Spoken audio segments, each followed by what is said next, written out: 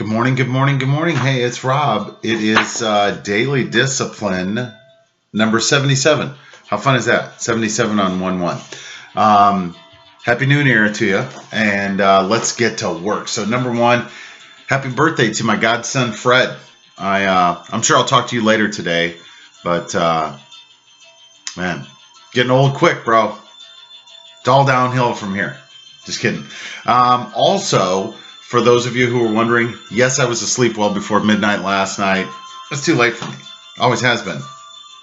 And, with, the change in the calendar, right, which is very important to a lot of organizations and businesses and stuff like that. But that creates a lot of times an opportunity for a fresh start. And so if you haven't already, I know a lot of people who are going to watch this are really good about writing down their goals. But if you're not, why not, right? Let's start. This gives you a fresh start. It's an opportunity. You got to write it down. You got to share it with somebody, and then you got to own it. And just as you're making your goals, let's keep it real, all right? Let's not go it overboard, right? Because that's how we end up quitting. So, and remember that, the goals, that's who we want to become, and that takes daily discipline to get there. So the next thing I want to share with you, and by the way, if you would like to see my goals, I'm more than happy to share them with you, and under the condition that you show me yours as well, right? But I'll go first. Anyway, I wanted to talk to you guys yesterday. I had the opportunity to spend some time with Precious, and man, it's very soothing for me to spend time with him. And, all of these years, yesterday was the first time I'd ever been to where Precious lived. And I'm not joking when I tell you, number one, did I feel like I was walking into an alternate reality of mine? But there were so many things about the way Precious and his wife have decorated their house, which are exactly the way I would have done it too.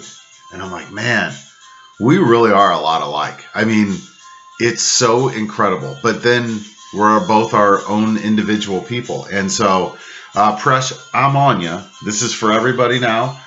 Precious and I talked yesterday, and he was telling me about all the things he was going to do about writing his book. And most of them required external things that he didn't already have.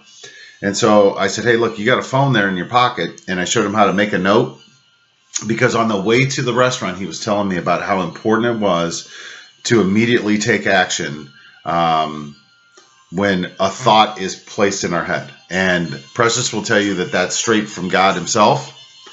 I don't know where it comes from, right? But if he says it's God, so God puts a thought in our head, we have to take action right now. That's the whole 5, 4, 3, 2, 1 thing, right? And so as he was telling me that, I'm like, well, when inspiration strikes you and like you're out to breakfast, you need something to do. So I showed him how to take his phone and just make a little note. And he promised me every day he's going to make a note and that I could call him out on here. So right now there's no calling out. Right now it's just a reminder that even today, Presh, you got to take a note or two. And what we'll find is that the one note a day becomes several notes a day. Anyway, and I want to share this with you guys too. One of the things that I took a whole bunch of pictures that I'm happy to share with you guys of just my time there with Precious. And anyway, one of the things that he pointed out was that they had like this little cubby, where they had a bunch of pictures, or a big picture of their daughter, Catherine. And I never met Catherine. She was gone before Precious and I met in 2001.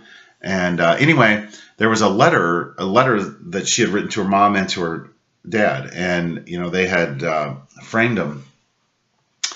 And Precious had shared with me on many occasions about how he was rough on those kids, right? He was a taskmaster. He was exactly the way his father had treated them and raised them, right? Like we've talked about, that's how he was programmed. And so anyway, the note from his daughter said, something along the lines of, a lot of times all I heard was the discipline. I didn't know that there was love in there. And she talked about how it was that way for all three kids. And as I sat there and read that, I'm like, I don't even know who that is. That's not the guy I know. I've never seen that guy ever say a cross word to anybody. And his thing to me is respond with love. Well, what does that tell you, right? That Precious Luster, even if he didn't know he was doing it, completely changed who he was in his approach to people.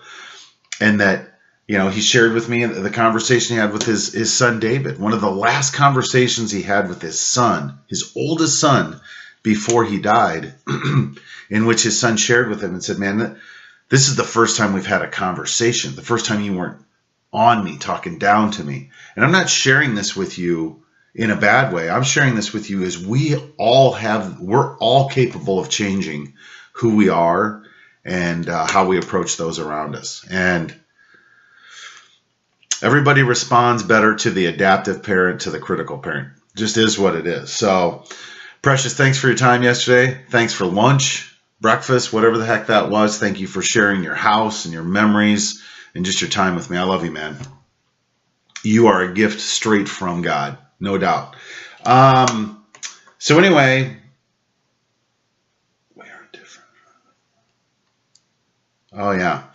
So I need to talk to, sorry, I was looking at my notes. What was I going to talk about? Because I could talk about Precious forever, but we don't have time. So the other thing is that, it's about my mom, and I appreciate, man, I've gotten a lot of love. Text messages, phone calls, emails, offers, appreciate it all. Here's what I'm going to tell you. My mom's name is Mary Jo. So I call her MJ, Mary Jo. I don't call her mom anymore because the lady that has taken over, the spirit that has taken over my mother, her body, that ain't her anymore. And this lady that's there now who's squatting there she's a little schizophrenic, right? She's all over the place. She morphs in and out of different characters, victim, child, critical parent. And fortunately, my siblings and I have played this game with her long enough that we're aware of what's going on, right? So we know the game. We know what's going to come next. But my point is this, that as I've been watching these videos and talk about changing your life and like, look, I want my life to be better. I want to level up, right? I want to get to the next level, whether that's my fitness, my financial, my family, one of those F things, my relationship with food, right? Whatever it is, the person that goes to the next level, whether it's up or down, is different than the person we are when we make that decision. And my point is this, that, again, that's not the same lady. And so, and I'm not sharing this stuff for any other reason, just to share, right? Share that every single one of us has this nonsense in our family. Everybody, and everybody's scared to talk about it. They're like, oh my God, right? So my mom is on the verge of being evicted, and she doesn't want to acknowledge that. And so she has literally sat down and is throwing a little fit. And it's hard to watch, but I spoke with my mother Sunday morning, and then she allowed, because she doesn't know how to control her mind, she doesn't know how to control her emotions. The only thing she's disciplined at is being undisciplined. And that's hard to talk about, right? It's hard to talk about because it's embarrassing, but you know what? I'm talking about because that's how I was trained too. And I'm not going to live like that. I'm not going to end up like that. So sometimes, for our greater good, for what's best for us, we have to tell somebody, this is as far as I can go with you. Not everybody makes it through. Not everybody goes to the next level. And sometimes when you go to the next level, you can't continue holding on to somebody who sat down and given up. And I hope that's not the case. I do. I hope my mom figures it out. But I still have a life that I'm responsible for. I have children that I'm responsible. I have friends. I have you guys, right? Like I can't just stop and wait for her to get up. So again, man, I appreciate all of the well wishes there. And I'm looking forward to 2019. This is going to be a great year. This is going to be the year where things completely change with me. I'm glad that you're going to be along for the ride. And I hope 2019 is going to be a transformational year for you as well. Let's go. Hands up, peace out. We're better together. Watch some football. Get prepared for the new year. And I'll see you tomorrow. All right? See you. Bye.